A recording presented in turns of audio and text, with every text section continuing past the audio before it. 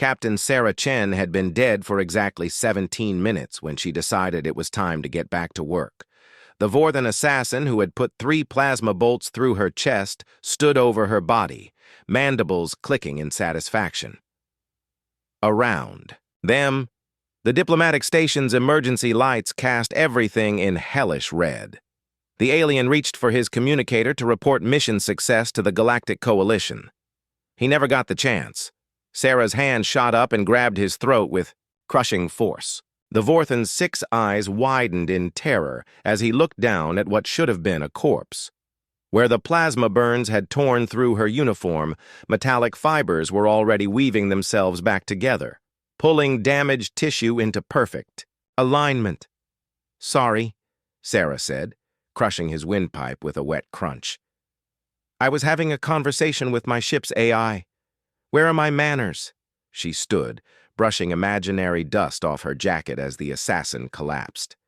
The holes in her chest had already sealed, leaving only faint scars that were fading by the second.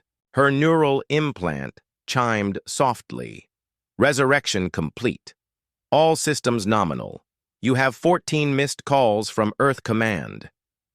"Tell them I'll call back," she murmured, stepping over the body. "I'm busy being diplomatically murdered." The Galactic Coalition had made a simple miscalculation. They assumed humans were like every other species they'd encountered, fragile, limited, bound by the constraints of biology.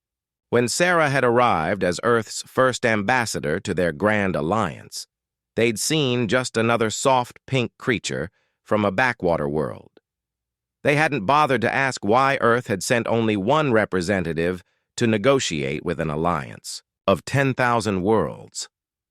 Sarah walked through the station's corridors, her footsteps echoing in the artificial gravity. Bodies lay scattered everywhere, the entire diplomatic staff, murdered in their sleep by coalition death squads. The message was clear: Earth would submit or be eradicated. Her communicator crackled to life. "Ambassador Chen, this is Coalition.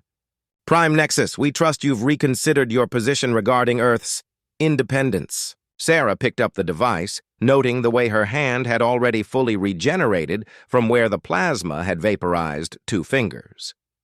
"Actually, I have a counter-proposal. You're supposed to be dead. I got better. Now, about those terms, the..." Station shuddered as Coalition warships moved into attack formation outside. Through the viewports, Sarah could see them, massive dreadnoughts bristling with enough firepower to crack planets. Hundreds of them, representing dozens of species united in their certainty that humanity would fold. "Last chance, human. Submit or we glass your homeworld." Sarah smiled, the expression sharp enough to cut diamond. "You know what I love about you Coalition types? You never do your research." She walked to the central communications array, her fingers dancing across controls designed for species with entirely different appendage configurations. Somehow she made it work. Humans always did. "Earth Command, this is Ambassador Chen. They rejected our terms." The response came immediately, transmitted across impossible distances in real time through quantum entanglement networks that human science claimed didn't exist. "Acknowledged, Ambassador. Initiating Protocol 7. "What is Protocol 7? The Coalition voice had lost its smug confidence. Sarah's smile widened. "You're about to find out." Space around the diplomatic station began to shift. Reality folded in on itself as things that definitely weren't ships began to emerge from nowhere at all. They didn't follow the usual rules of physics. They simply appeared, as if the universe had suddenly remembered they were supposed to be there. The Coalition fleet opened fire immediately. Plasma beams and antimatter torpedoes that could vaporize moons struck the newcomers dead on. The attacks passed through them like light through glass. "You see," Sarah continued conversationally, "when humanity first achieved faster than light, travel, we made a discovery. We're not the first human civilization in this galaxy. We're just the latest iteration. The things in space weren't ships. They were vessels, certainly, But calling them ships was like calling the ocean a puddle.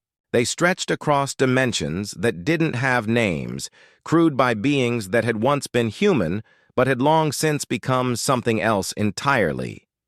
Every few million years, humanity spreads across the galaxy, reaches the pinnacle of evolution, then transcends physical existence entirely.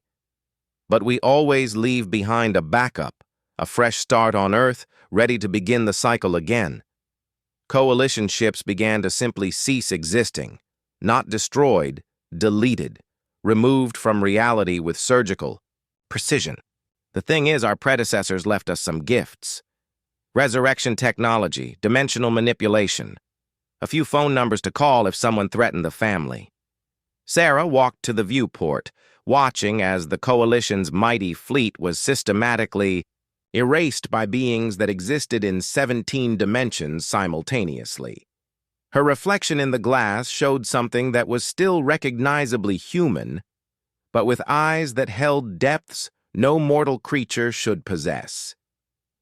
You wanted to know what makes humans special? We don't just survive extinction, we plan for it. We don't just evolve, we engineer our own transcendence, and we never, ever forget where we came from. The last Coalition ship winked out of existence. Now then, Sarah said, turning back to the communicator, let's discuss Earth's terms for your surrender. And this time I suggest you listen carefully. The next iteration of humanity might not be so generous. In the silence that followed, her neural implant chimed again. 13 missed calls from Earth Command. 1 missed call from entities existing beyond conventional space-time. Shall I return their calls? Put my ancestors through, Sarah said. I think they'll want to hear how this went. Outside, space bent around impossible geometries as humanity's elder siblings prepared to return to their eternal vigil, having delivered their message with characteristic human subtlety. The galaxy had sent assassins. Earth had sent a reminder of why that was a bad idea.